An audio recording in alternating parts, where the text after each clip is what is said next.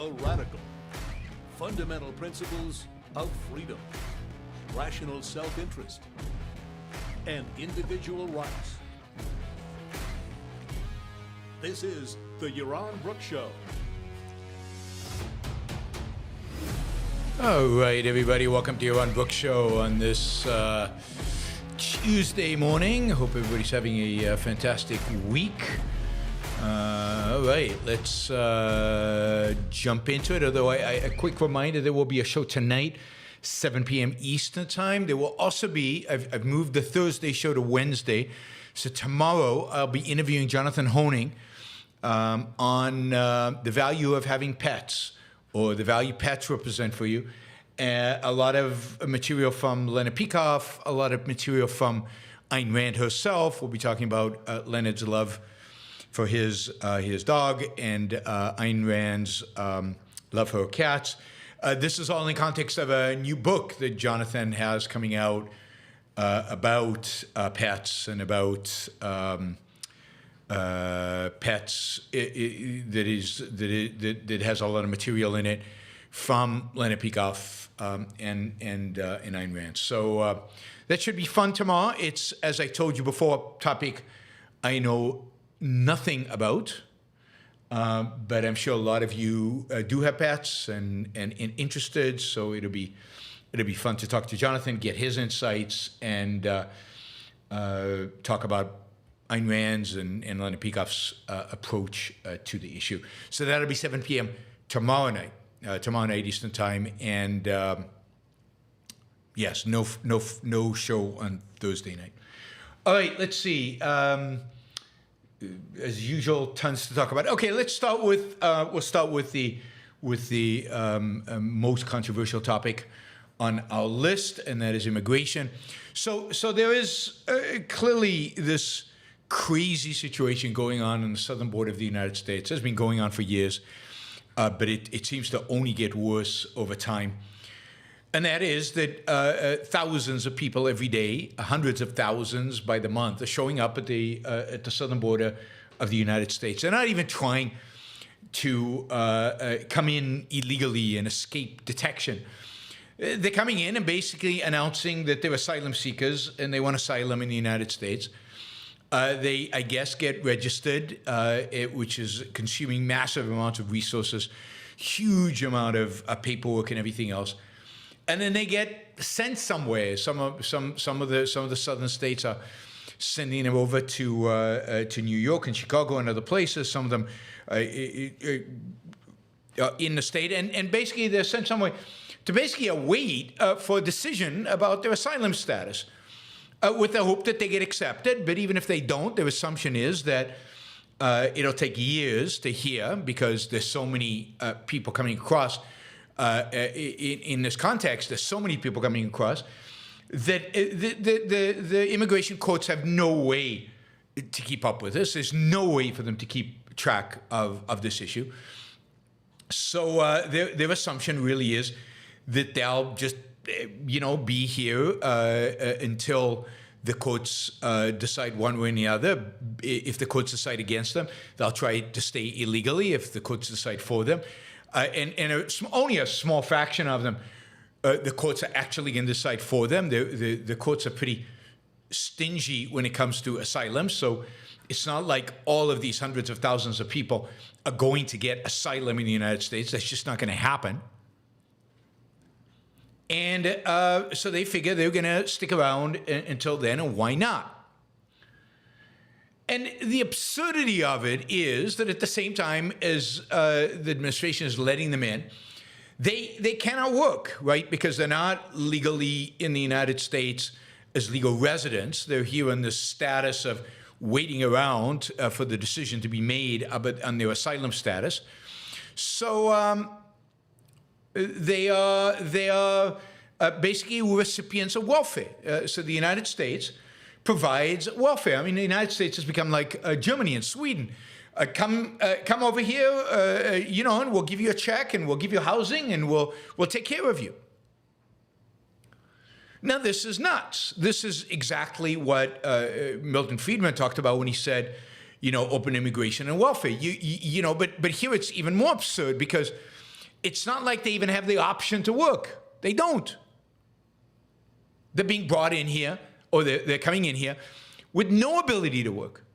And they have to be. Their only way to survive is to be dependent on the state. And of course, they don't want to be dependent on the state. They're coming to the United States not so they can be dirt poor in the United States and live off of government handouts. They're coming to the United States so they can work and they can make a living and they can be better off.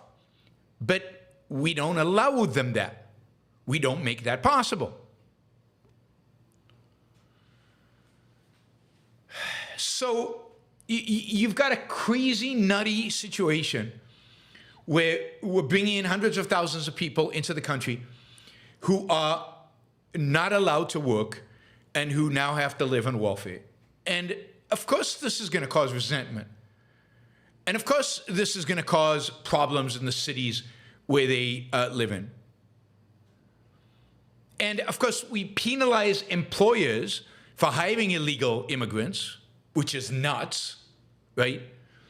We also, burden employers with the responsibility of figuring out whether somebody's legal or illegal, which I think right there is unconstitutional and wrong. And it's a completely, utterly broken system.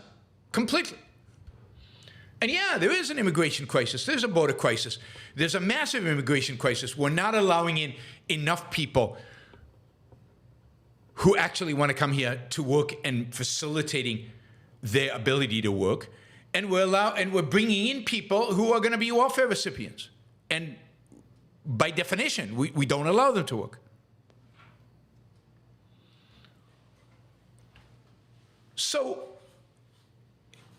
the only way to solve this is to abolish the asylum-seeking, the whole asylum-seeking mechanism, which is built on pure altruism, which has nothing to do with any kind of legitimate immigration policy, and to base immigration 100% on employment, and to allow into the United States anybody who has a job in the United States, who can find a job in the United States. I'm fine with even making it a requirement that they find a job before they enter the U.S. All they need to do is get an employment agency to say or find an employer to say that they are willing to employ this person, and they should be let in automatically. Now, I think many of the people at the border right now would come in because I think many of the people at the border right now could find employment in the U.S. There's massive shortages of all kinds, high-end all the way to low-end. I've talked about the fact that there's massive shortage in America of construction workers, just workers to build homes. Well, imagine if contractors who were building homes could travel down to Guatemala, travel down to Venezuela, travel down to Mexico, travel down to these various countries and offer people employment contracts to come into work. And they could just come into the United States. Maybe even given a little stipend so they could fly in rather than, walking to the border. Or imagine if the employers just set up booths right at the Mexican border on the Mexican side and sign people up to jobs. There is about 10 million unfilled jobs, vacancies right now in the United States that are not being met. Right? So absolutely, bring them in. Is there going to impact? Sure, there'll be an impact. There's always been an impact. Immigrants always impact the society in which they come in. Stop being cowards. Stop being afraid of that impact. And shape that impact to make it a good impact, not a negative impact. But the United States needs hundreds of thousands, millions of people. And of course, the more people come, the more jobs will be created. The more people come, the more immigrants you will need. So let's shift from a pretend closed border asylum-seeking system that doesn't allow qualified people to come in for work, to a system, a comprehensive immigration system that allows in anybody who wants to work. All the other proposals are just absurd and ridiculous and will not solve the problem. A wall will not solve the problem. Putting troops on the border will not really solve the problem. It might reduce the number of immigrants, but it certainly won't solve the issue that immigration is trying to solve, on both sides, and a massive violation of rights.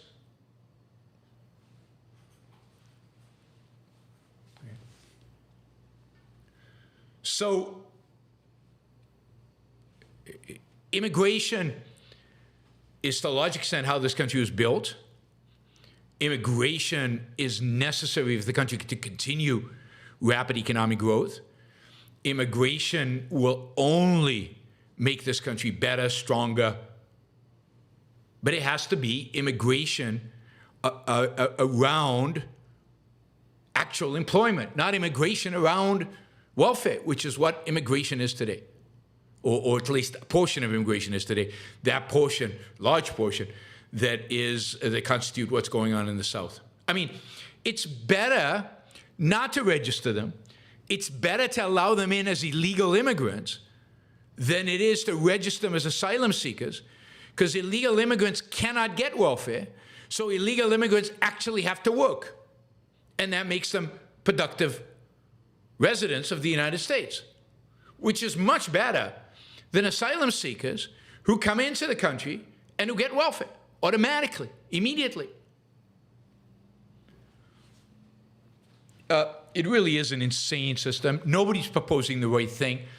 You know, the negotiations between the Republicans and the Biden administration continue about trying to, quote, solve the problem at the border, which neither side has any idea how to do, and in order to free up aid to Ukraine, Israel, and Taiwan, as if those issues are related. But that's politics. That's the horse trading that goes on with politics today, and that is what is going on in D.C. No compromise has been reached yet. Probably won't be reached until after the Christmas break, when our politicians decide that they want to come back to Washington. Actually, it's better if they don't, but they want to come back to Washington after the holidays and resume the negotiations, which I can almost guarantee will result in not much better of an outcome than we have right now.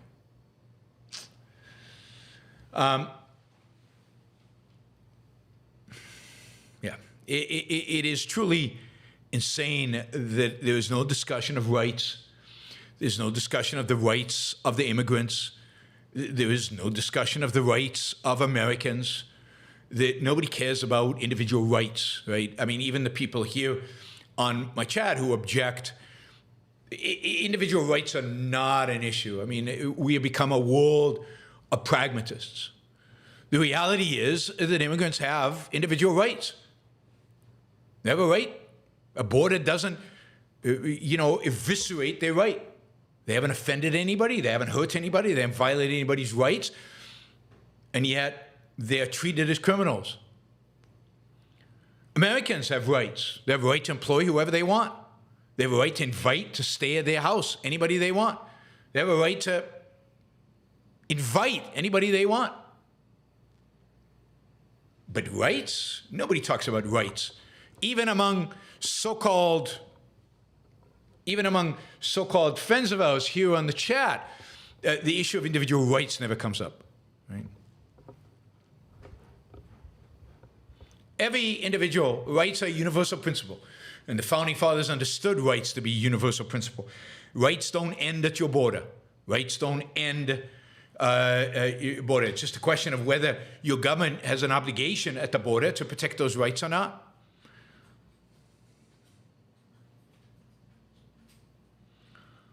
I am right now, in the context of the world right now, as I've said over and over again, I support a work-based immigration policy.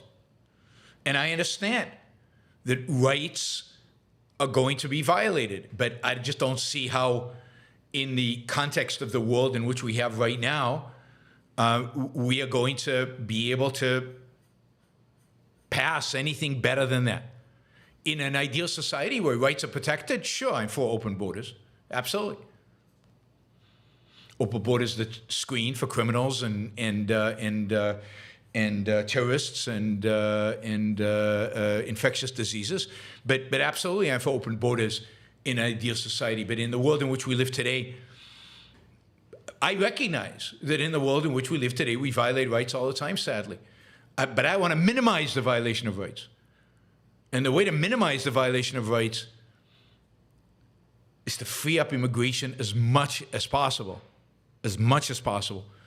and to constrain it only to the extent that we don't allow people to come in just to take welfare and, in that sense, exploit other Americans, thus violating their rights. If they come here to work, you have no basis to exclude them.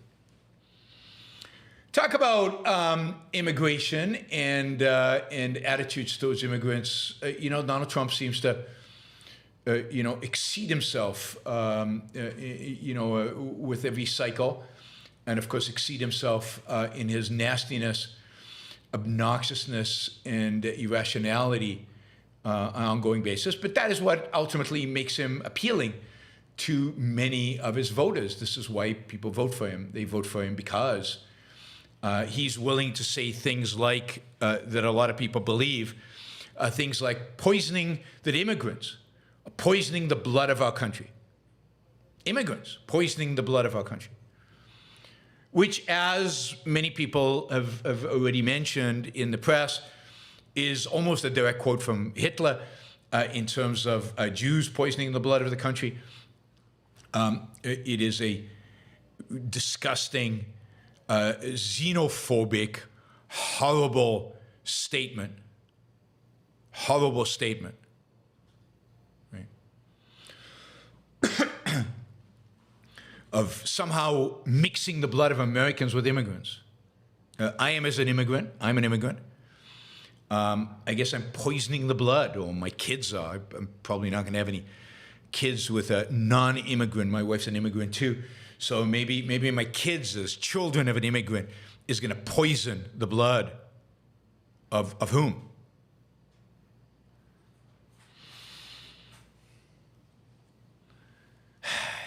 It truly is despicable that an American president, former president, with some high probability future president, speaks this way, talks this way, and what is happening to his popularity? It's going up. He's more popular now than a month ago. His polling numbers keep improving, particularly relative to the Republican field. He dominates, Nikki Haley. He dominates DeSantis. He is, unless he goes to jail, unless he drops dead, he is the Republican nominee for president of the United States. I mean, it is stunning. I keep saying this, but it's worth repeating constantly how stunning it is that a despicable moron like Donald Trump is going to be the nominee of the Republican Party again, and that the things that he says, the stuff that he does, has zero impact on his support among voters, on his support, it's just stunning. And again, we're not yet at the point of comparing him to Biden. We'll get there, probably. We're at the point of comparing him to other Republicans, and yet he's still got his support.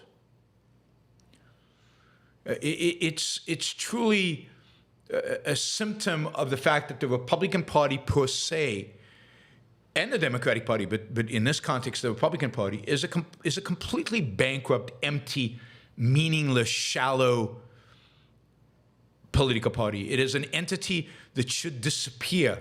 It should be eradicated. as a political force in this country. It is time for like the Republicans came out of the Whigs, right? And the Whigs disappeared. The same thing has to happen to the Republican Party. It really needs to go away if this guy represents for them the be-all, end-all of what a president should look like. Talk about Trump. As you know, he continues to try to get his trials postponed. He continues to try to make the argument that he had immunity. This argument got a significant setback. Again, another setback. It keeps getting setbacks, but another setbacks just yesterday when Mark Meadows, his chief of staff, found out that his attempt to move the trial from a state court, the trial in Georgia, from a state court to a federal court, was turned down. He based his argument on the idea that he was that everything he did vis-a-vis the election, he was working for Donald Trump, who was president, and therefore was part of his function as a federal employee, and therefore it should be tried in federal court. He was asking the same thing Trump was asking, i.e. federal immunity as part of the presidential immunity. And in that sense, he by turning it down, and by the way, the judge who wrote the opinion that turned him down, a federal judge, is considered one of the most conservative judges on the bench anywhere, a close ally of Thomas, and he wrote a scathing rebuke, basically saying no. Basically, there's no implied immunity here. He was not doing this under his responsibility to the President of the United States. He was doing this under his responsibility to Donald Trump, a candidate in an election, and therefore he returned this to the state court.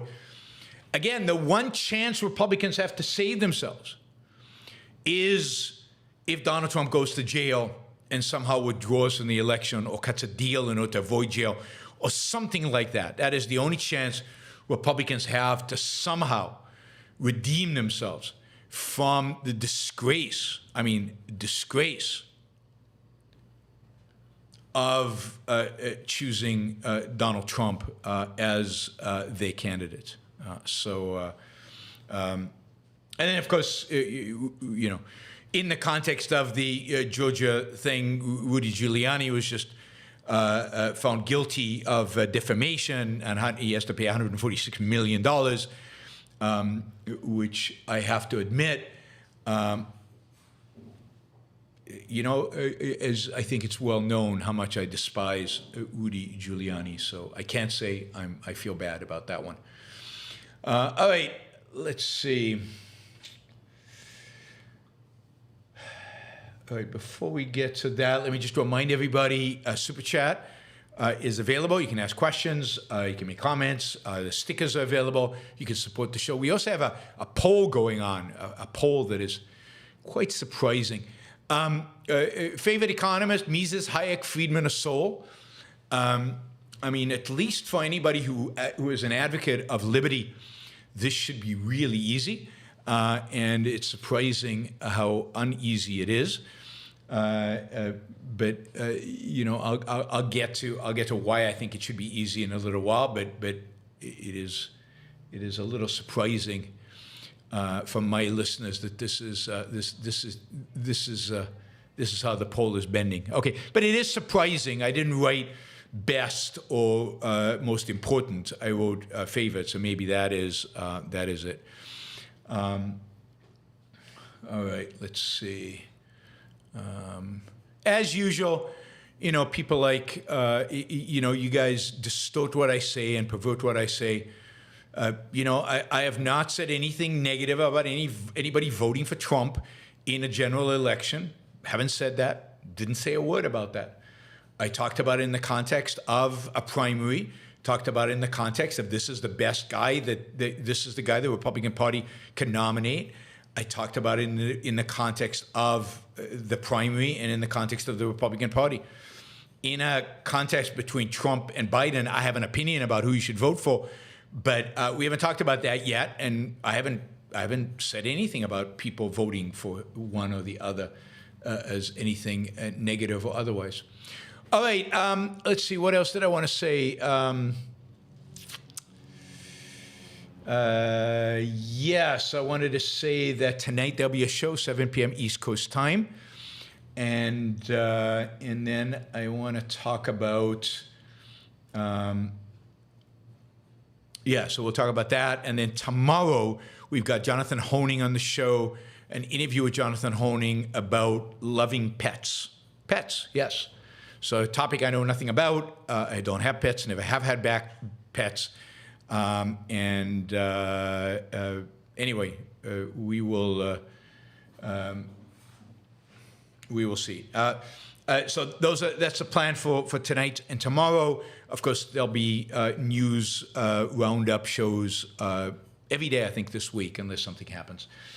All right, and let's see.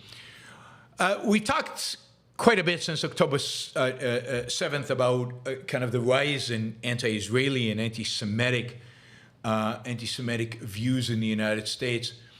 The tragedy of this is how widespread this is, how widespread it is, particularly among young people. I mean, young people are dominantly, overwhelmingly pro the Palestinians in the current conflict in Israel. Young people are in a sense, abandoning Biden. Biden's going to have a real problem getting young people to vote for him because of his position on Israel, which is of all things to attack Biden on. This is the thing they choose to. But it's shocking what's going on at the universities. The extent, the more educated they are, the more likely they've been to universities, the more pro-Palestinian they are. I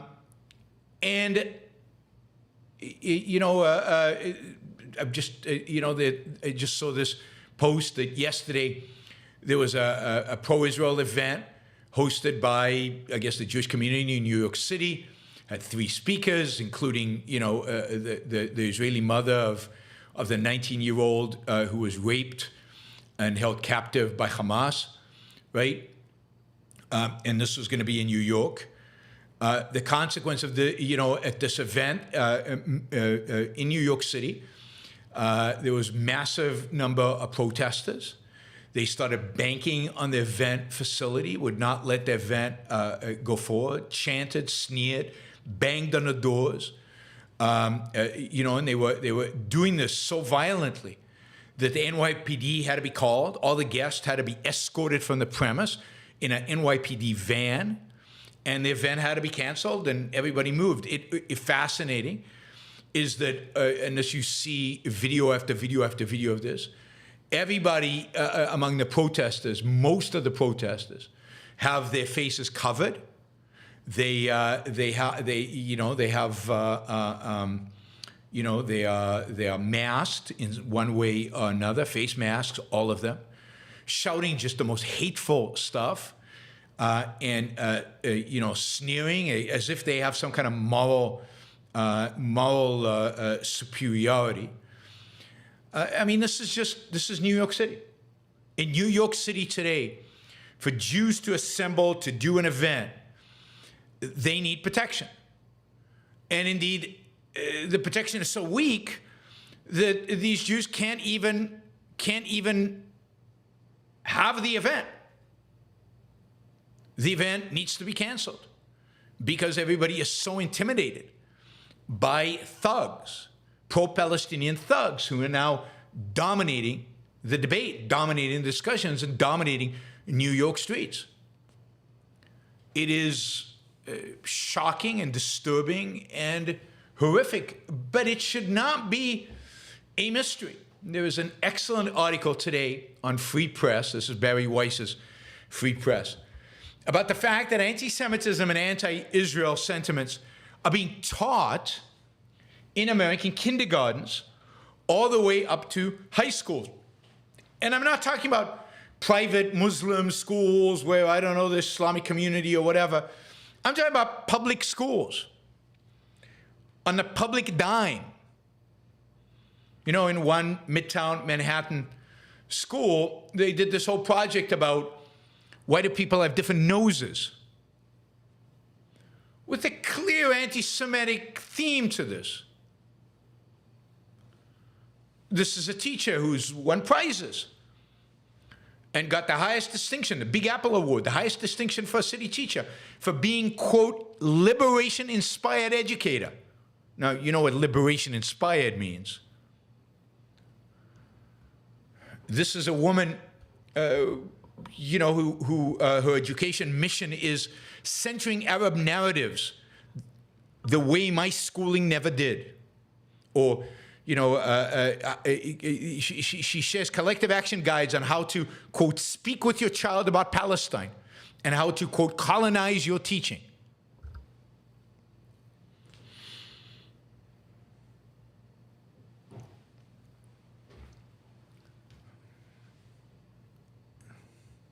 She, on October 9th, stated, "We stand with those tearing down border walls." Ambiguous enough, right, on October 9th. We show solidarity with those still fighting to free their stolen land. She talks about a philosophy for educating kids. Our work of decolonizing education begins in preschool. It is very much already a political practice in preschool. But this continues. I mean, this is high schools in California, which are now under the new ethnic studies model curriculum, and where there are mandated lessons on the marginalization of Black, Hispanic, Native Americans, and Asian American people. And of course, the whole Palestinian issue is a natural for that to go right in there. More than 1 million secondary school students in all 50 states are learning about the history of the Middle East from a Brown University Choices program, which openly accepts funding from Qatar. It's a pro-Palestinian curriculum, which, according to multiple lessons, describes Israel as a Zionist enterprise in Palestine, an apartheid state, a settler colony, and a military occupier. In New York public school system, which educates more than 1 million students, they're indoctrinated with anti-Israel and, to a large extent, anti-Semitic propaganda. So we have our universities dominated by, you know, postmodernist, anti-Israeli, anti-Jewish, anti-Zionist. And the focus has been on the universities. But really, if you focus on the universities, it's too late. The real challenge is in schools, in public schools that are now forced in the curriculum to talk about intersectionality. They don't call it that, but by emphasizing and talking about and reiterating the focus on oppressed groups, that's really what they're talking about. So we now have a whole program from kindergarten all the way through our universities, indoctrinating our kids with an anti-Semitic view of the world, a distorted, perverted view of the history of what happened in Israel and of the current struggle that exists in Israel. And it is not surprising that while the American people broadly, in polls, support Israel, young people, those under 30, overwhelmingly support the Palestinians. These are the kids who have gone through the school system and have been indoctrinated. I highly encourage you to read this article in the Free Press, Barry Weiss's publication. It's called How U.S. Schools Teach Anti-Semitism by Francesca Bloch. It came out today in Barry Weiss's Substack. So highly encourage you guys to check that out. Read the whole poll. I don't understand what the whole poll is. What are you talking about?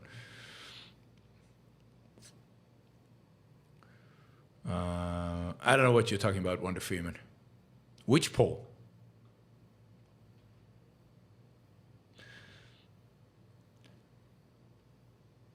People are blaming TikTok, so it is interesting. And TikTok, of course, is being blamed for this, but this is far deeper than TikTok. Kids are primed for TikTok.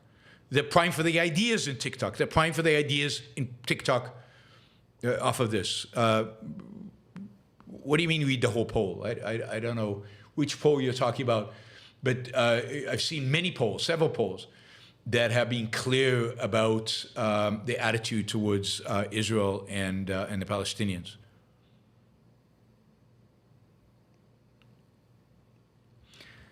All right. Read the whole poll for what, right? I mean, I'm not sure what the relevance is. All right. It is interesting that the New York Times is reporting how much Biden is losing voters among young people for being too pro-Israel. So do you approve of President Biden's handling of the Israeli-Palestinian conflict? 57% disapprove among college students. Indeed, many of those who disapprove of Biden's handling of the Israeli-Palestinian conflict actually claim they would vote for Trump because they think that he would be less supportive of Israel.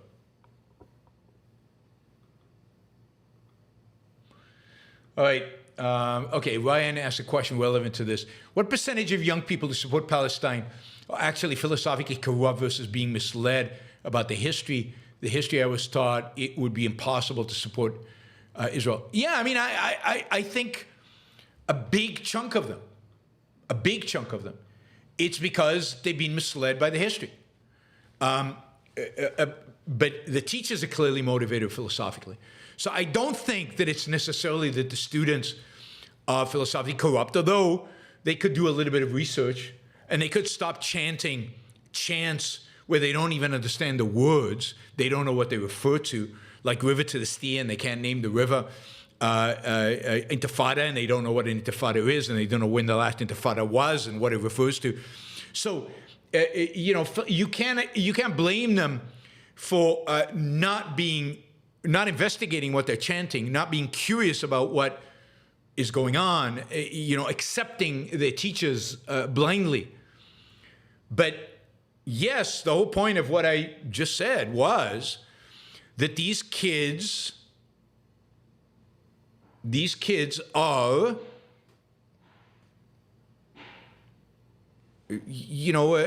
being taught bogus history. They're being taught wrong history.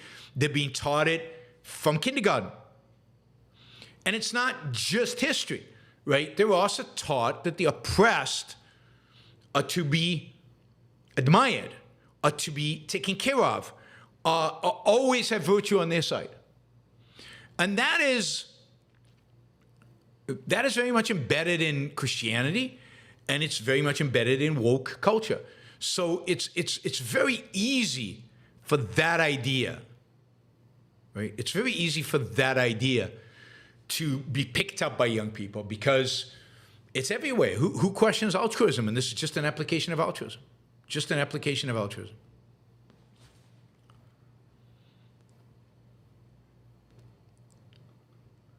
All right. All right. Let's continue, and then I'll go back to questions. All right. Yeah, the United States yesterday announced that they've established a coalition, an international mission to counter attacks on the commercial vessels in the Red Sea. It includes 10 countries. Noticeably absent from the list are some key countries that are relevant to this. So the 10 countries in the United States, obviously, United Kingdom, Bahrain, which is the only Arab country, Canada, France, Italy, Netherlands, Norway, the Shells, which is fascinating. What the hell does the Shells have to contribute? And Spain. Not clear what this coalition is going to do, not clear how this coalition is going to respond to attacks on the shipping, not clear if this coalition is going to take any kind of action against the Houthis directly or just be defensive. None of this is clear. So it'll be interesting what actually happens. The Houthis, it seems like, have already backtracked a little bit out of a fear for this, or maybe the Iranian overlords have told them to back off, and have said they'll only attack Israeli ships. It'll be interesting. Does this international coalition then defend Israeli ships in addition to international shipping? Missing from this coalition, of course, is Israel. Notice that whenever there's an international coalition to do something, they never invite Israel in order to appease the Arabs. This is the United States, typical. It was in 91, the coalition to beat back Saddam Hussein from Kuwait. It was in before the after 9/11, the coalition of the willing or whatever. Israel was not invited. So Israel's never invited, even though it's clearly motivated, incentivized, and would join eagerly. It's never invited because the United States cares more about appeasing the Arab world than actually forming coalitions that actually can win and actually forming coalitions that are meaningful. It's also interesting that Saudi Arabia is not part of this coalition. Jordan is not part of this coalition, even though they have a strong interest in this. And maybe the country that has the most interest in it is Egypt. Now, I want to show you a, whoops, let me do this. Where is this? I want to show you, it's disappeared on me. Oh no, it was another tab. All right, there it is. I want to show you a map because I want to make sure that we all, this is what we're talking about. You can see Saudi Arabia, you can see Yemen there, that's where the Houthis are. They're fighting a civil war with the Yemenite government who will control Yemen. It's been going on for a long time. Saudi Arabia has been on the side of the Yemeni government, and the Houthis on the side has Iran on its side. There's currently kind of in a sense, a ceasefire because the Saudi Arabians and the Iranians have made up. So there's kind of a ceasefire right now. But you can see that tiny little strait over there, right? That tiny little separation between Africa and Asia, which all boats have to travel through. Now note, if you continue the Red Sea a little bit further, you'll get the Sinai Peninsula split into two. If you go to the left, to the west, that ultimately becomes the Suez Canal, and that's the route directly to Europe. And if you go to the right, it goes to Eilat and Aqaba. Eilat is a port, an Israeli port. Aqaba is a port on the Jordanian coast. Aqaba is actually the only port Jordan has. So any shipping has to go through here. Any imports to Jordan that come by boat have to go through here to get to Aqaba. So you think Jordan would have a huge incentive. Egypt has a huge incentive because it controls the Suez Canal. And of course, the Suez Canal is a massive source of revenue for Egypt. So in general,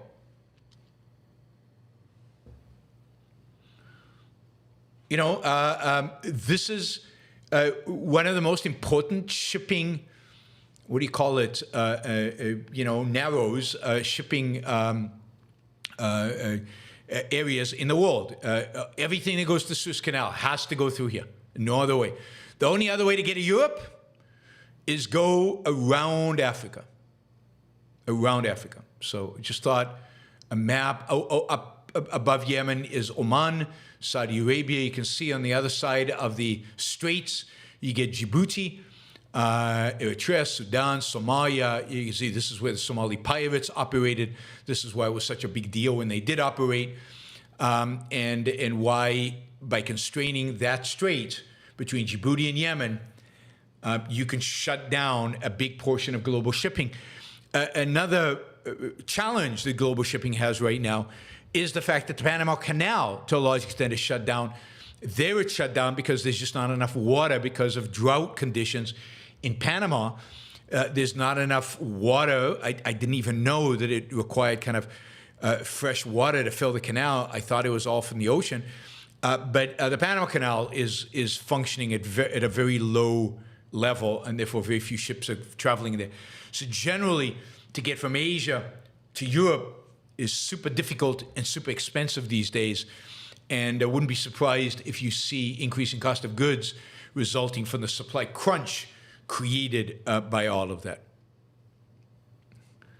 All right. Where are we? So that's what's going on in the Red Sea. We will keep track of kind of this coalition, international coalition, to see what happens. Quickly, I'll just talk about U.S. Steel quickly. As I predicted yesterday, people on the right will be offended by the fact that Japan is buying an American company, right and the left, of course. J.D. Vance immediately came out with a statement condemning this for national security reasons, which is a joke. Last time I looked, Japan was an ally of the United States. It's a joke in any case, but it certainly is a joke given that it's a Japanese company. 2 Democratic senators have already come out against this. The administration has not taken a stand yet, but Republicans on Twitter, the kind of national conservative types are going nuts. How can America sell U.S. steel? It's not yours to sell. It's shareholders to sell. How can the American government allow this? How can a Japanese company buy such a large American company? This is kind of the economic nationalism, the insanity of mercantilism that dominates the right now, and why the right is such an enemy of economic freedom and economic liberty, and such an enemy of freedom. I'm sure Tucker Carlson is going to come out against this in dramatic fashion.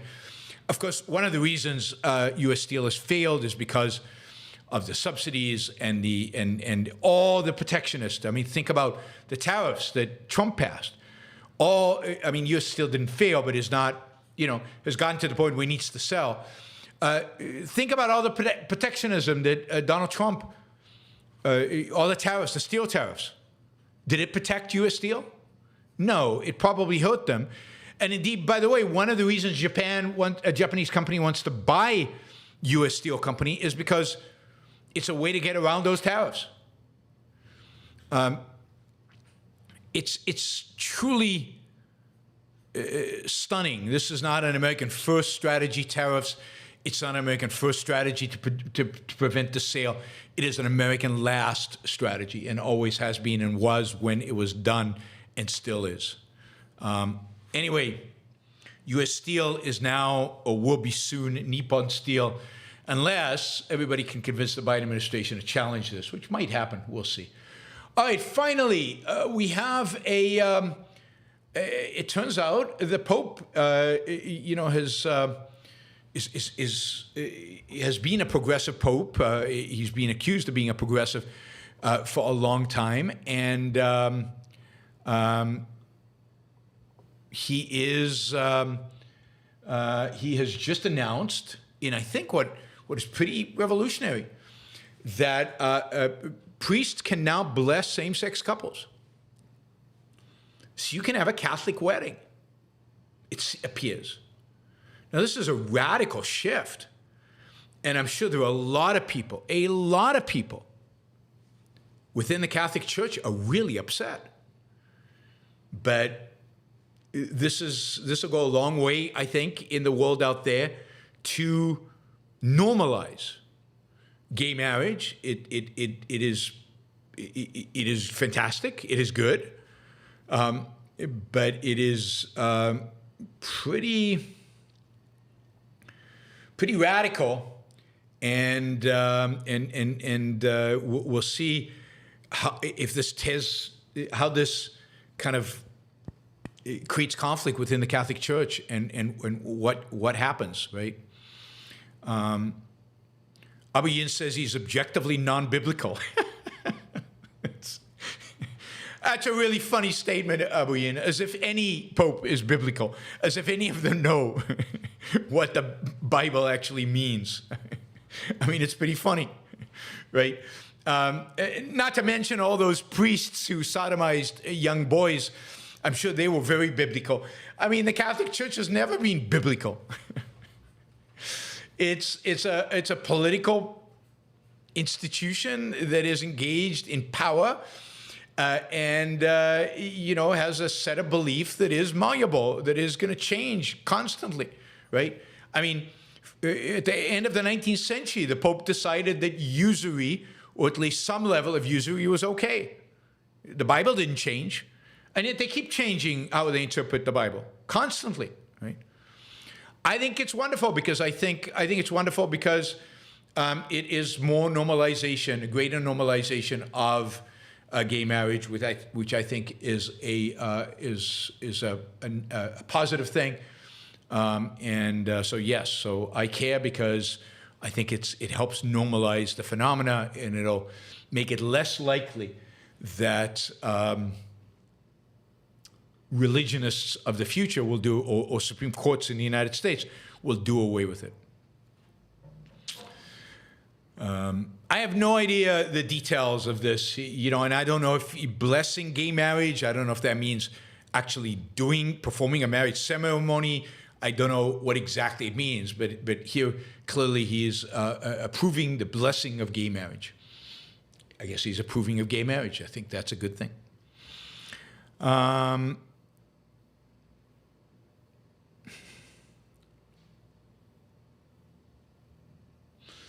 And look, the Catholic Church is incredibly powerful and has huge sway in the world. And this is a move in the right direction. You've got, particularly in Africa, where you've got probably the largest Catholic population in the world, maybe right now, is in Africa, and it's growing. And they are super anti-gay. Maybe the Pope announcing that gay marriage is okay will relieve some of this horrible, horrible, horrible anti-gay sentiment that exists in Africa. Silvanos, thank you. Wow, $100. Really, really appreciate that. Silvanos has brought us very, very close to our target. We're now only $14 away, so I'm sure somebody will step in and get us to target. All right, that was it. I want to remind you a few things. Tonight, there'll be a show at 7 p.m., topic to be determined. It'll be up online. Second, tomorrow I'll be interviewing Jonathan Honing about loving pets, which should be fun. And then you can ask a question on the super chat. And yes, please, if you're not a subscriber, please subscribe. Subscribe. Really, really important. Please like the show before you leave. And like, share, comment, do all that stuff. It helps with the algorithm. All right, let's take some questions. Bree says, in 1979, to immigrate to the United States, my father had to show $5,000 in cash and proof he had a house. He had to invest $15,000 in a company to get a green card. Today, they would seize the cash. That's right, they would take it. Maybe not $5,000, but and the investment would have to be $900,000. Yes, and it's a million times more difficult to get to immigrate now than it was in 1979, and it looks like it's only going to get harder. That is, the answer to all the issues around immigration is to make legal immigration harder, which is nuts and unfortunate, and it's just sad and depressing. All right, we have a poll going on. Who is your favorite economist? Mises, Hayek, Friedman, Sowell. Right now, Mises is leading with 46%, Hayek 12%, Friedman 15%, and Sowell 27%. We have 126 watching live right now. Only 93 people have participated in the poll, so please participate in the poll. Give us your opinion. I will tell you my opinion later on. I want more people to participate, so more of you participate and choose who who is your favorite economist. Favorite is ambiguous. Is it the most important, the most meaningful, the most significant, the most substantial? Yeah, I mean, in my view, this is a slam dunk. This should be 100 to 000. But I can't control everybody else's views. James says, how much is it to review a movie trailer? I don't do movie trailers. You can't review a movie trailer. A new movie is coming out about the Civil War in the United States. Also, I'm wondering what countries benefit the most from a U.S. Civil War. What industries are the first to go in a Civil War? Well, I mean, benefit in the sense of power. China benefits the most. I mean, China, Russia, Iran, Saudi Arabia. North Korea, the evil countries in the world, the countries that rely primarily on force in the world, the countries that want to dominate the world, want to replace the United States as a significant power. Those are the countries that benefit the most from a civil war. So I'd say China, Russia, and then under them is Iran, North Korea, and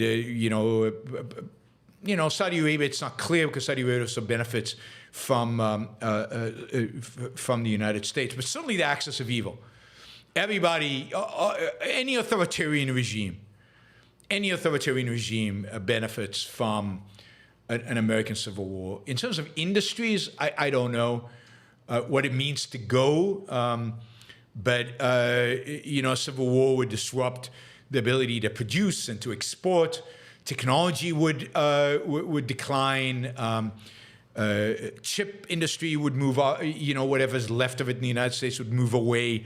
Basically, anything that requires the human mind would move elsewhere. And particularly if you had a civil war today, who are the good guys and who are the bad guys? There are no good guys, no bad guys. Everybody's a bad guy. Why would anybody stay? I think you see mass migration out of the country. People trying to, and the most productive, the smartest, you've seen a huge brain drain out of the United States. But on the other hand, it's not clear where you would go because Europe would suffer dramatically from a decline in the U.S. A lot of people would go to Canada. But hard to tell where people would go given there's not a lot of freedom out there. And, the whole world is trending in a very, very bad direction. All right, we have over 100 votes, but still people seem to be changing their minds. The vote count keeps going down instead of up. What's up with that? We have 101 votes. Don't forget to vote in the poll. We've got a bunch of people watching and not a lot of people participating in our poll of your favorite economist. So go up and then I'll tell you, who is mine once this is over. I guess maybe you don't want to disagree with me, so you don't want to vote against what you think, what some people might think is mine. All right. Well, I don't know. I don't know why so few people are voting. Today's left is a menace, Robert says. And that's why today's unprincipled, anti-ideological, demagogue-driven right must be opposed. I agree completely. We must once again have a reasonable, at least semi-credible opposition party. Yep. Been saying this since 2015. Trump destroyed the Republican Party as an opposition party. And now you can't blame it on Trump anymore. It's Republicans who are basically have emptied the Republican Party of any quality at all. It's just a shell. It's just meaningless. It's just a nothing. It's a Trump abyss, a Trump swamp. How about that? A Trump swamp. Tom Burrows, do you think the U.S. West needs a larger Navy? Yes, to assure free trade. Yes, and also I think the U.S. needs a larger Navy because the most likely existential conflict the United States faces is a conflict with China. And to face such a conflict, it needs a Navy. It needs, I think, a very, very advanced missile defense system, and it needs a Navy. And that's what the U.S. should primarily be investing in right now is beef up the Navy and beef up defense systems against all the kind of missiles that the Chinese might have. And of course, free trade, I think, is essential. Now, free trade, there are a lot of people claiming that trade is in decline. And if trade is in decline, international trade in decline, you don't need as much of a Navy. But I'm hopeful that trade is not in decline, and therefore a Navy is necessary in order to protect the sea lanes, particularly if there's a conflict with China. Frank says, none of these self-described atheists have ever read the Bible, so it's no wonder they don't know geography of river to the sea. Give me a break. Well, is that really the issue? I bet you most Christians don't know river to the sea, what the hell it means. I mean, I don't think it's about reading the Bible. And I don't think, and I doubt they're atheists in any kind of meaningful sense. But what sea? Do people even know what sea's involved? Never mind what river's involved. I'm not sure many people know what the sea is. Charlie says, you really should do more debates with YouTubers and such. I'd give you much more exposure to new audiences, especially with Israeli-Palestine. I'm happy to do debates. I need to be invited to those debates. I need somebody to debate with who's not a complete kook. But I'm open to debates. There are a few people I won't debate. I've mentioned those, Finkelstein and the anarcho, the anarchists, the complete nutty anarchists. I won't debate, but there are plenty of other leftists. There are plenty of other people on the right and the left who disagree with me, and I'm happy to debate them. Send them my way. I will not debate Dave Smith. How often do I have to say that? I won't debate Chomsky. I won't debate Dave Smith. I won't debate Finkelstein, whatever his name is. Tough. What can I say? All right. That was it. Let me just say something about the poll. Of those four, Sol is the least original. Sol is not, and we're talking about economics, is not an original economist. He is a good communicator of economics. He makes interesting arguments, and he's good on certain cultural issues.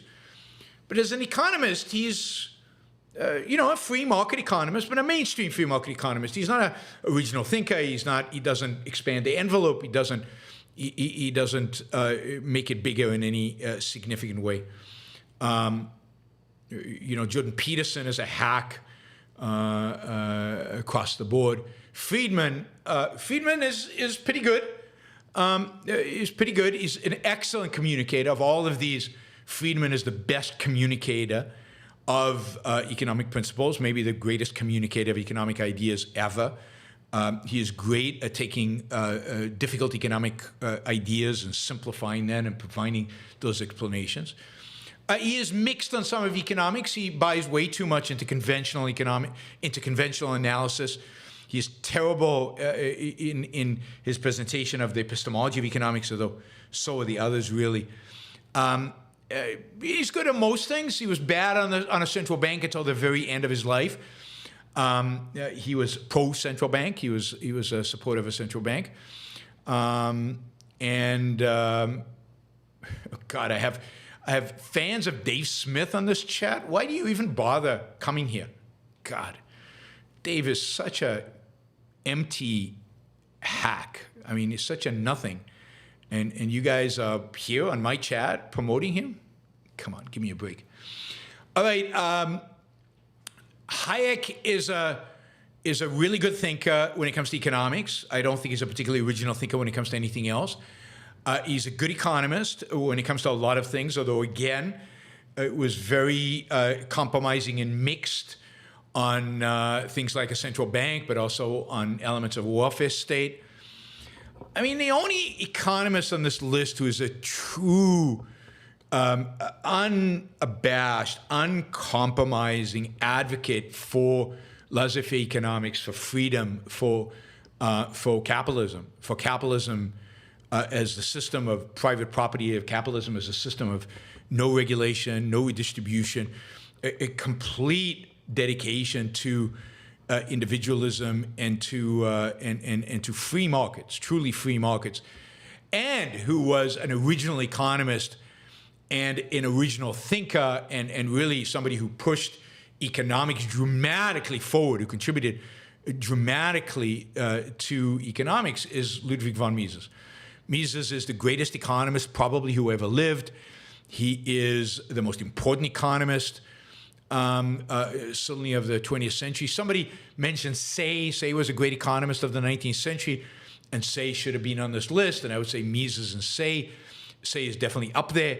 Menger, who is the founder of the Austrian School of Economics, is important. Von Bewick, another Austrian economist. But Mises he's got problems, particularly in his methodology and in his epistemology. But he is, the greatest economist, and the stuff that he wrote about government intervention, the stuff that he wrote about why markets work and how markets work, and the mechanisms by which they work, Yeah, I mean, he's not the end of economics. There are lots of people who need to do a lot of work based on that, but that's great. And if you want a introductory book on economics, the best introductory book on economics is still, even though it's old, is still Henry Hazlitt's Economic in One Lesson. So that is the introductory, and he was a friend of Mises. Ayn Rand was a friend of Mises for a while. But yes, Ludwig von Mises, in my view, is my favorite economist because he's the greatest economist, because he's the most, he's the truest economist, right? Even if he is not perfect, he's pretty damn good. iPencil, I think, is very flawed, and iPencil is not Mises.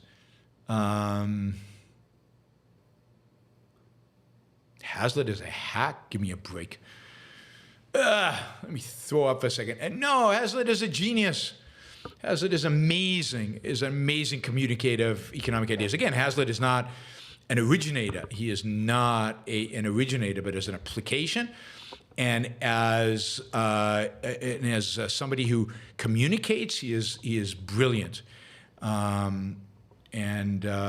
Sure, Bastiat is great, but that does not diminish Hazlitt one iota, and his application of the broken window fallacy to all these other issues is a genius, and the fact is nobody else did it. All right, Bradley, in Comprachicos, Rand shows social approval is trained into your mind out of fear of the pack. As a father, I'm vigilant of this and focus on my son's individuality first. His mind and passions are primary, not socialization. That's great. And that's exactly what you should be doing. And that's exactly what ultimately our school system should be doing. Their mind, their values, the individual's mind, the individual's values, that is the essence. That is the essential, right? And yeah.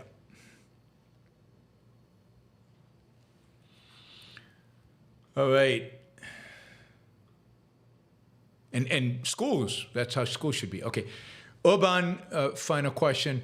For the record, I found you through your SOHO forum debate with John Mackey about shareholder value. Wow, that's great. You were saying things I've always believed but never heard anyone argue as unapologetically. That's great. I hope you've read Ayn Rand since then. That is the most important thing you can do is read Atlas Shrugged, read The Fountainhead. All right, guys. Thank you, Stephen. Thank you, Stephen Hopper. There's a bunch of stickers I don't think I thanked. But anyway, all the super chatters, Silvanos, of course, I did thank. Thank you, Silvanos. Thank you, Wes. Thank you all. I will see you all tonight, 7 p.m. East Coast time. Stay tuned for the topic. It should be interesting. All right. Bye, everybody.